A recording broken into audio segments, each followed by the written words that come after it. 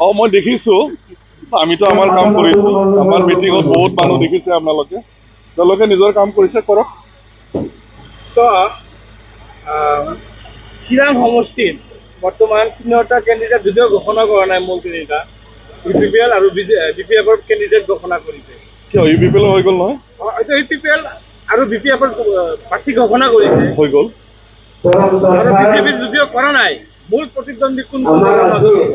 মূল প্ৰতিদ্বন্দ্বী তেনেকুৱা ক'ব বিচৰা নাই।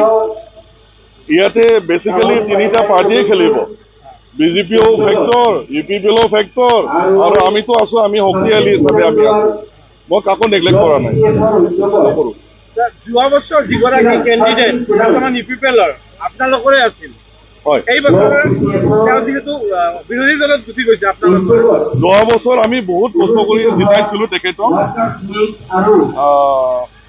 তেখেতে কিছুদিন পিছতে UPPLত যোগদান কৰিছে, লগত কিন্তু কোনো পাব্লিক যোৱা নাই, অকলে গৈছে। পাব্লিক কিন্তু BPFতে আছে। গতিকে আমি এইটো ভবা নাই তেওঁতে জিকিব, আমি এইটো ভবা নাই। আমাৰ বৰ্তমান স্থিতিটো বহুত মজবুত, আমাৰ কিন্তু নিশ্চয় জিকি যাব আৰামছে। আজি জইনিং আছে দাদা? জইনিং আছে 400তকৈ অলপ বেছি, মই যিটো গম পাইছোঁ। বেছিভাগ UPPLৰ পৰা আহিছে। ওভাৰঅল যদি আমি কোৱেশ্যন কৰোঁ, বৰ্তমান সময়ছোৱাত আপোনালোকে 22টা ঘোষণা কৰিছে আৰু 18টা বাকী আছে, কেতিয়া ঘোষণা হ'ব? 18টাটো আমি কিছুদিন, 2 এদিনতে আমি ঘোষণা কৰিম। আৰু 22টাটো আমাৰ একদম ঠিকেই, এইটো মজবুত এটা কেণ্ডিডেট আমি ডিক্লেয়াৰ দিছোঁ।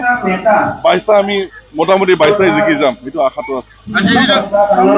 কেণ্ডিডেট হৈছে কি ধৰণৰ প্ৰভাৱ পেলাব পাৰে? চন্দন ব্ৰহ্মাৰ কথা ক'বলৈ আৰু ইচ্ছা নাই। যিখিনি সুবিধা পাইছে তেওঁলোকে, বেলেগ কোনো মানুহে পোৱা নাছিল। মাটি এৰি গুচি গৈছে, এতিয়া তেওঁ কি কাৰণত গৈছে, তেওঁৰ নিজৰ কথা, তেওঁৰ লগত মানুহ নাই।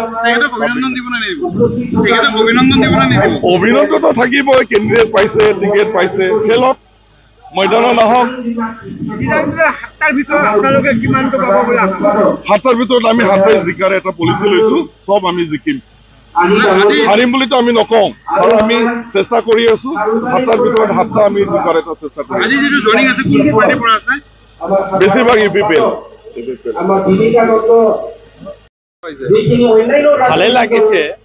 বাসুগাঁও এটা আঞ্চলিক কমিটিৰ, আমাৰ প্ৰাইমাৰী কমিটি যিটো বাসুগাঁও, ইয়াত যে আজি ইমান ৰাইজ সমাগম হৈছে, ইয়াৰ পৰা স্পষ্ট যে আমি BPF দল 13 নম্বৰত জিকাটো 100%।